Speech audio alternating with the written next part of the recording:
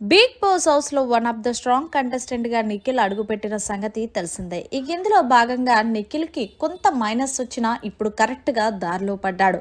ఇందులో భాగంగా నిఖిల్ కి మైనస్ వచ్చిందని అనుకున్నాడో ఏమో, మొత్తానికి కెమెరాను చూస్తూ నిఖిల్ ఆడియన్స్ కి ఏం చెప్తున్నాడంటే లైవ్ లో, ఇప్పటి వరకు మీరు నాకెంతో సపోర్ట్ చేశారు, నేను ఒంటరిగా ఉన్నాను అన్నప్పుడల్లా మీరు నాకు నా కుటుంబం అన్నట్టు సపోర్ట్ చేసుకుంటూ వచ్చారు, ఇకపై కూడా మీరు అలాగే సపోర్ట్ చేస్తారని ఆశిస్తున్నాను.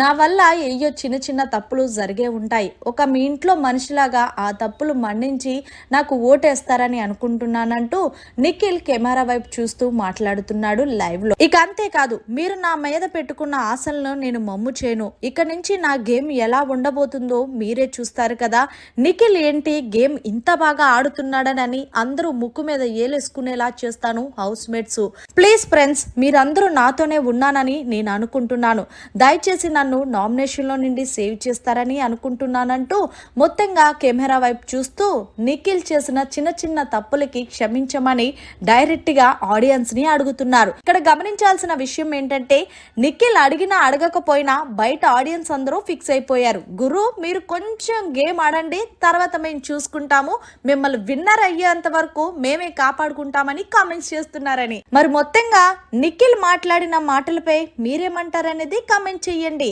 మరిన్ని లేటెస్ట్ అప్డేట్స్ కోసం చూస్తూనే ఉండండి మన ఛానల్.